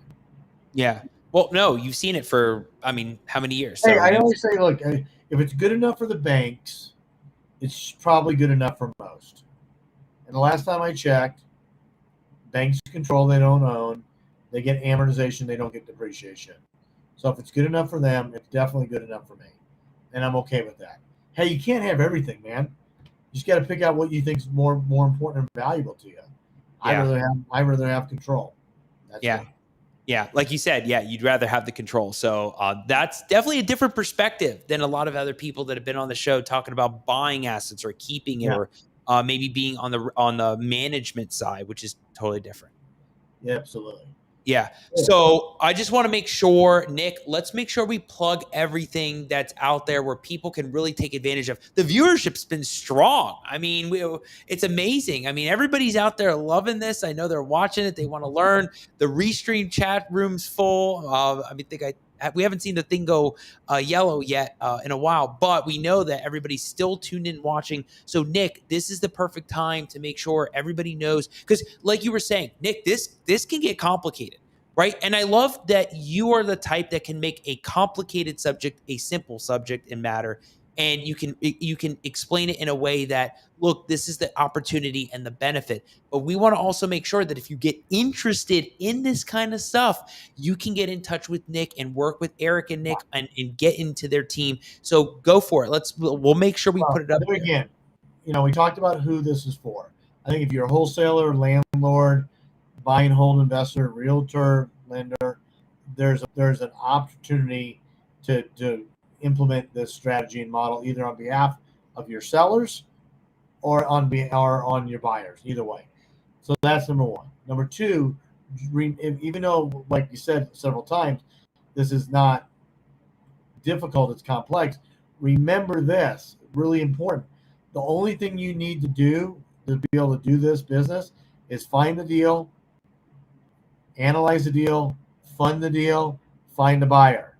That's it. All the back end stuff, the note creation, the transaction management, that's all can be done for you. That's like you hire your accountant to do your taxes, or you hire a lawyer to do legal work. You're hiring a transaction manager to manage the transaction so it stacks the file correctly. It's not something you should be doing on your own. If that's what you think that you need to do because you're afraid to spend a few extra bucks on it, then I would highly recommend don't do the note to begin with. You're going to end up getting crushed because of the discount.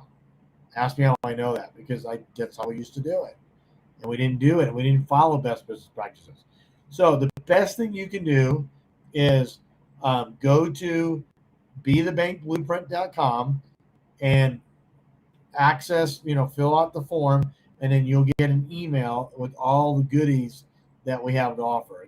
Show you how to get on our Facebook group, okay, which is where we do our office hours live, usually once a week, and we do breakdown deals, deal or no deal. We have the modeling, so you'll also get a copy of the modeling software, which we always currently we're updating with new changes and things in it.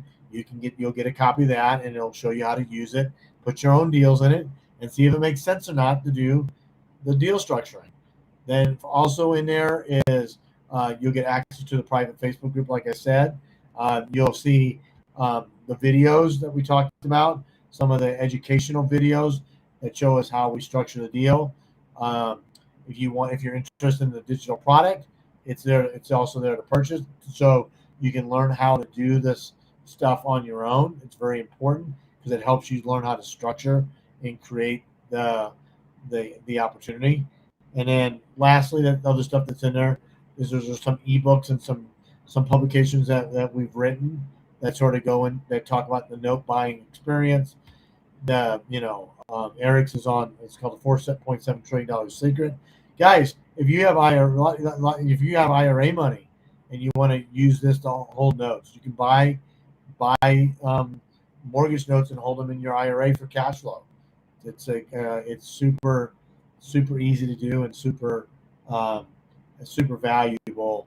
I put all my friends and family in it because I love the fact that it's secured by the asset. You don't get that buying Tesla stock or Amazon stock. It goes down. You don't pick up the phone and call Elon and say, "Hey, your stock went down 20%. I need to sell. Can you give me my money back?" The answer is absolutely no. Not going to get it. How's crypto treating you guys these days, right? Mm-hmm. It goes. It's not secured by anything. Yeah. So what we do on the note side, which I think is extremely important to understand, is very flat.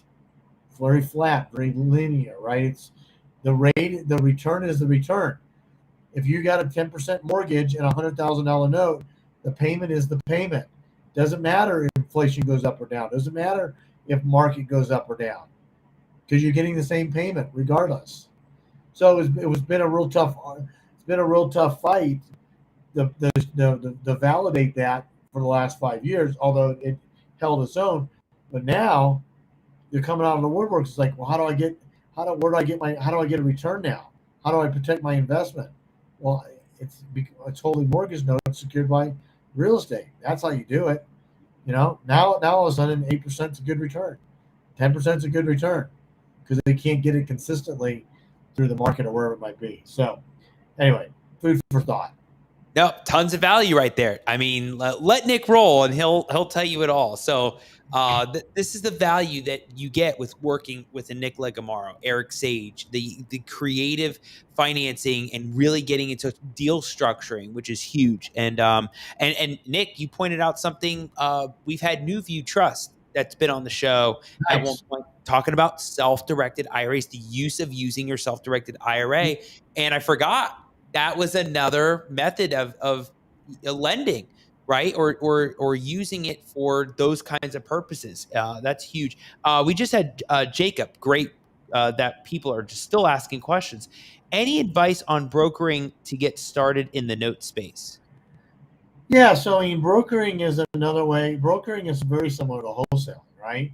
You go find a note that you want to be able to buy or sell, add a fee on it, and sell it. Brokering is very similar to wholesaling. A lot of people do it. A lot of money to be made in it.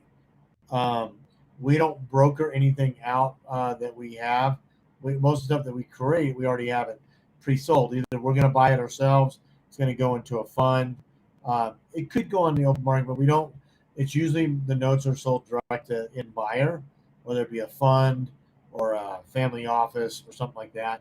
We've been doing it such a long time. People really have a appetite for the type of paper we create, and that's what we do now. So we teach how to create it. So the byproduct is the same note, but it's created by you, for example, right? But it's under our tutelage and our jurisdiction and our protocol and our systems and our process that make the note the value that it is. Not because it says Al as the lender, is because they know the process that we put in place, creating a note that's highly desirable and will command and demand a premium price on it. So nothing like experience right there. So you yeah, just well, take it from Nick right now. Nick, I told you they would be asking questions. I mean, there's more. I know on a roll. Dana, she says, I have a friend who is helping an investor sell a portfolio of single family residences and duplexes. Seller needs the loan paid off $2.7 million and seller financing the rest $649,000. Would you create a note for something like this? Do you need additional information to determine if this would be a good deal? Well, I mean, it's all so the way it works is very simple. I can give you whatever price that you want for whatever it is, but you got to give me the terms I need back. Okay. And then the terms will dictate how the deal is going to go down. So in this question, I'm looking at it. Friend already investors sell a portfolio. So I don't, are they looking to sell it and then create notes on it? I don't know if that's the question or the notes have already been created. That would be my question.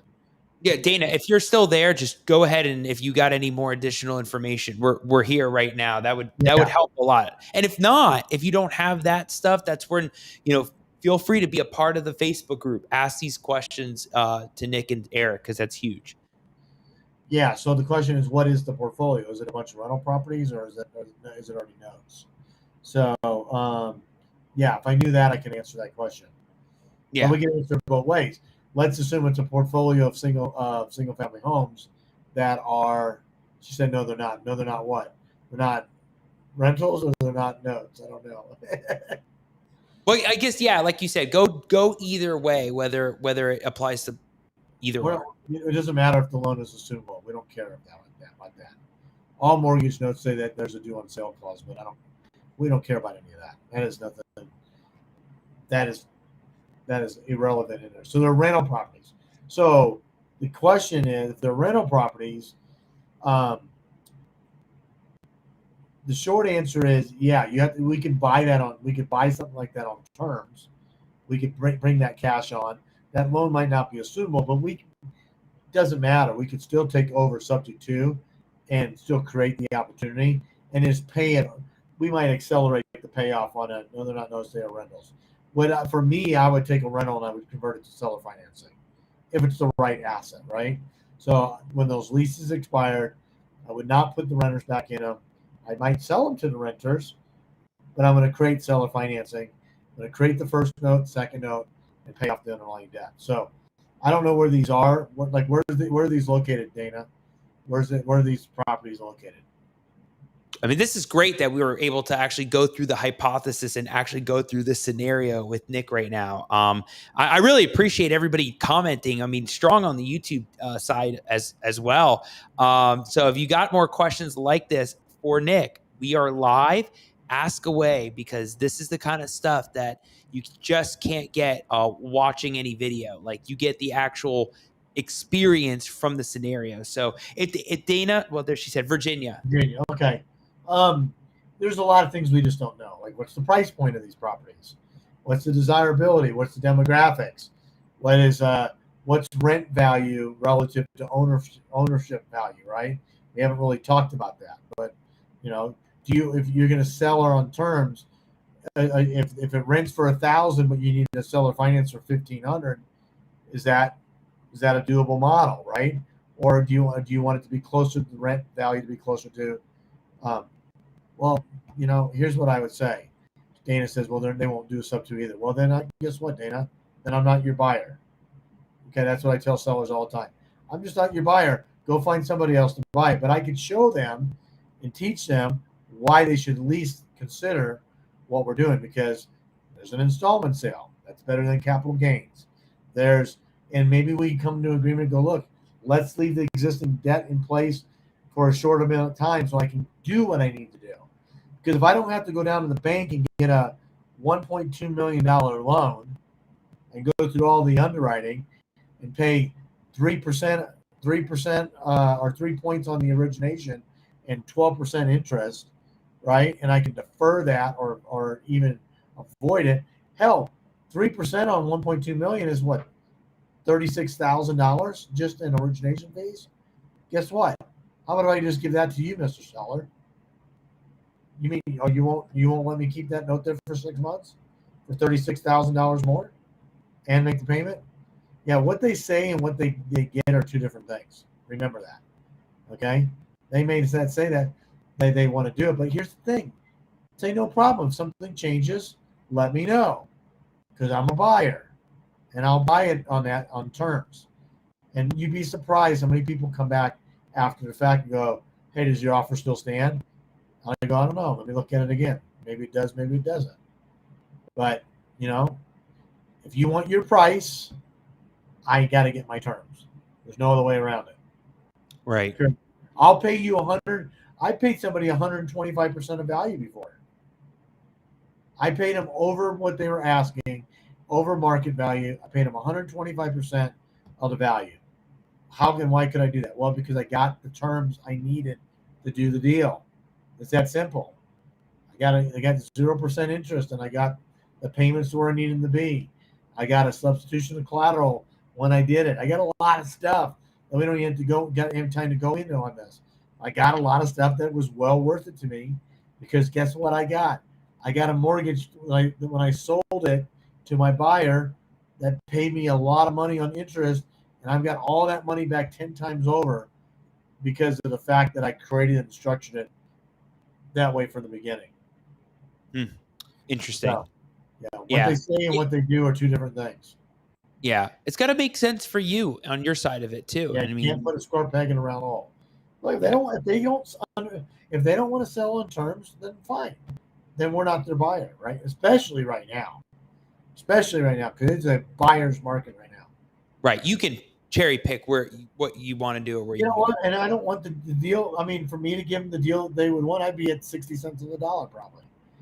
So we started talking about this before. I could pay 125%. Well, wholesalers have dropped from MAO of 82 down to 70. Okay, but my buy box hasn't changed. I'm still at 85, 90 cents on the dollar.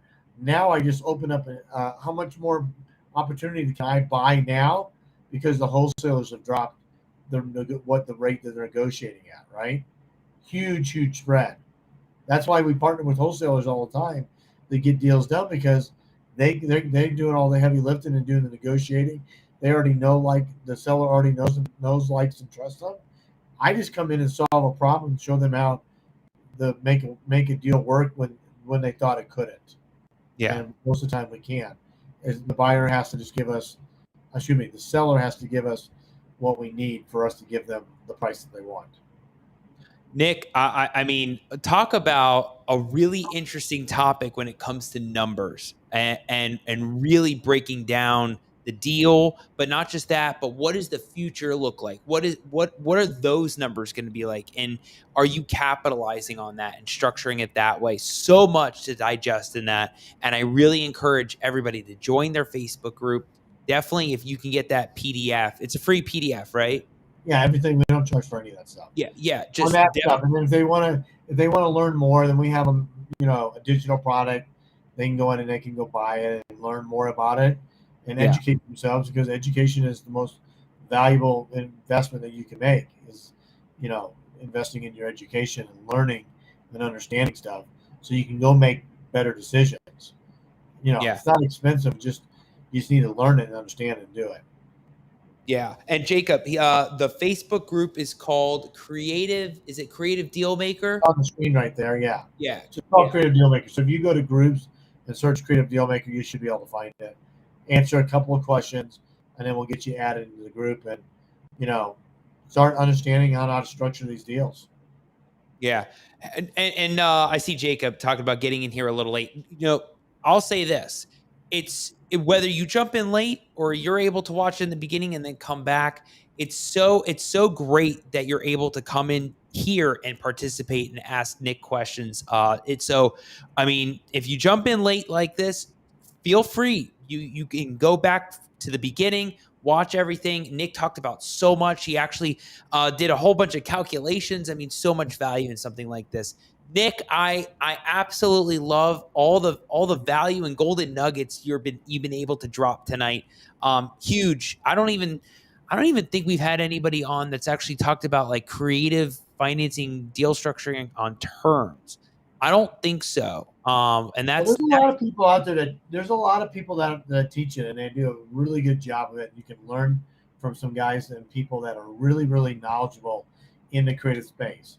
What makes Eric and myself different than what everybody else teaches is the exit on how to stay in the deal to generate cash flow, cash now, cash flow, cash later, little to no risk, infinite ROI. That's the key to the whole thing. Most people will teach you how to acquire, for example, on terms or negotiate sub 2 or whatever it is, but you have to stay. They want you to stay in the deal, right? There's nothing wrong with that, and every property is different, but not every property is something you want to hold on to. You know, the houses that I talked about in the very beginning, I don't care. I don't want to own it. I don't want to own those houses and make them rentals. I just want to get my cash flow. That's just it. So I think everybody has to decide for themselves what their propensity for risk is, what kind of return that they want, and where they are in their real estate journey, on what their comfort level is, and how much crap they want to deal with. I don't want to deal with crap anymore. I don't fix and flip houses anymore like I used to. I've been there and I've done it. I don't hold anything anymore. I don't want to. I don't need to. All I want to do is be the bank, and that's all I do. I don't own stocks. I don't own crypto. The only thing I have in my portfolio are mortgage notes. That's it. That's 100%. Because I have a couple. I shouldn't say that. I do have some stuff in some retirement accounts that are more some commercial investments, but very, very, very little. I just want to note, because I know the power of amortization. I know what they're worth, and it's my model that I teach and I share, and hopefully if people got value on them, they want to give it a shot. They know how to get started. Yeah, love it. And again, connect with Nick, and he talks all about this stuff. Again, you can join the Facebook group, all that stuff in there. We have Claudio. Claudio says, how do you create depreciation for taxes? I don't know if you want to get into that. Well, first of all, I'm not a financial advisor, an accountant, definitely not an attorney. Okay. But think of it this way. If you have a house that you sell, I'm going to use a round number, $300,000. Okay. Okay. And you sell it, and it's an investment property. And let's say you bought it for $100,000 and you sold it for $300,000. You have capital gains of $200,000. Okay. Depending on what your tax bracket and rate is, you're going to pay tax on $200,000. However, if you sell that on terms, and let's just say that you sold it for $300,000 and you sold it over 30 years, 30-year term. Well, that in theory is $10,000 a year, right? So the taxable amount on your taxes is $10,000, not the difference of the $200,000. Okay, follow me? It's a lot less tax. That's why it's called an installment sale. It's all in the IRS code. So you need to talk to your financial advisor, your accountants, or somebody like that, and help them explain it. But once you understand what that is and how to use it to your advantage when you negotiate on buying it from a seller, or how to use it in your advantage when you sell it, that's the value proposition there. So that's sort of a little snippet. Yeah, little snippet right there. Again, you're seeing it from the investor side too, so that actually really helps. A lot of weeds on it because that's not who I am and what I do. But just seek out professional advice, as Al would tell you, I'm sure. Disclaimer, right? Yeah, no, absolutely. Definitely get with somebody that understands all of that when it comes to the tax world for sure. Because, I mean, but it's helpful to see it from the investor perspective, no doubt. Really. But Nick, this has been so valuable, so much knowledge, so much stuff out there. And we'll make sure we keep putting it out there. I just want to say thank you for coming on. Thank you for being on, almost 2 hours strong. I know. Which is Should we hold out another 7 minutes just to break the record, or Oh not? yeah. No, the record is still Dave Day with 2 hours and 48 minutes. Yeah, we I will we not. we do it I will down to not be on for another record or no record. I am not staying on another 47 minutes. Whatever yeah. the number. No, Dave can have that one. yeah. I think he wants to break his own record. I think he hasn't said it yet. Yeah, he will. Sure. Guys, But really, what else? really, Anything else? yeah, really appreciate it. Love it. As I do with all the guests at the end of the show, final words, final thoughts. Nick Legamaro, Nick the Note Guy, on anything on terms, creative financing. Let it rip. I mean, I think the biggest piece of advice I can give to the people in real estate, and only because I've been doing this for as long as I have, and I've built business, sold to the banks, still do what I practice what I preach. I tell people exactly how I do it and why I do it. Is that you have to invest in yourself from an educational perspective, regardless of what it is, and take advantage of the data and the resources that there. But more importantly, make sure the people that you seek help from, that they actually have the ability to do what they say they're going to do, and they can prove it. Okay, real important things. I mean, I don't just say I did the jobs I did. I mean, my name has been on probably 1,000 closing documents. I do the deals, right? There's a lot of smart people out there, but it's important that you know them and that you can trust them. And a lot of the people are very, very good for that. And invest in it, and don't try to get too sideways. Don't get that squirrel, you know, you know, chasing the shiny object syndrome, right? Find what you like to do best, and let other people do the rest of whatever that looks like. And you don't need to do all this yourself. Find your niche and go after it, and you'll crush it, because it's just a deep blue ocean out there. And what we do and what we teach, I could tell 1,000 people today exactly how we do it, and it wouldn't impact our business one bit. In fact, it would probably have an inverse reaction on it. It actually probably would help us more than it would ever hinder us. So it's all about collaboration, not about competition, my opinion, when it comes to this stuff. And we're happy to help in that. And Al, I mean, what you do and what you provide the listeners and the viewers is a value. And now it's really up to them to go take action and figure out what that looks like for them personally. Right. Absolutely. We put on all the amazing guests like Nick Legamaro, but you gotta, if you want to take it to that next level where you really want to get into those deals, or you want to start figuring it out, this is where you learn. You learn from people like Nick and Eric. I mean, that's huge stuff. So Nick, you're the man. I can't wait to see you in Tampa. It's gonna be a blast. I can't wait for that. So I just gotta say thank you again for coming on live on the Al Nicoletti Show. You're the man. Thanks for having me, Manny. Thanks for having me. I'll see you in a couple weeks. I'll see you soon. All right, take care. All right. Wow. So much to unpack on an episode talking all about terms, creative structuring, and deals, and how just when you think that you're getting into things in the wholesaling side, that there's not just wholesaling or buy and hold, there's not all of that, that there's other ways that you can get creative with deals and doing deals on terms. But people hear about doing deals on terms, they think sub two, right? They think about buying a deal subject to an existing loan, existing mortgage, but then still owning the property.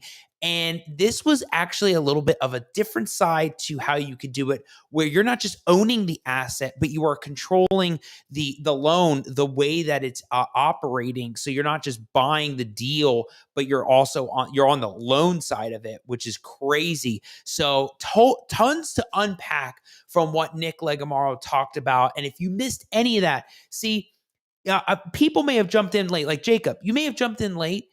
What's so great about the fact that this show just rolls and we go through all the questions, and YouTube was strong tonight. YouTube was really strong tonight. It was crazy.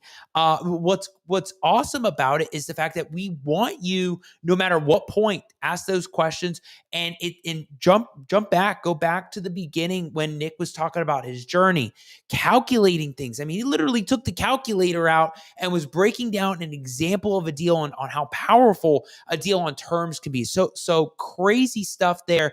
And like he was saying, something like this could get complicated, but when you start working with people like Nick and Eric, part of their whole team, their whole operation and their digital product, or really learning things off the PDFs and stuff like that, and their Facebook group, no better value than even just jumping in the Facebook group, being a part of it, participating, asking questions like you all do. Huge. And I saw Dana asked, is there a YouTube channel? Yes, there is the YouTube channel. I think we'll put it up one more time because it should be up right there. But there is that YouTube channel. We'll make sure Nick keeps posting those videos out there, and maybe he'll go live on that YouTube. I see him back there.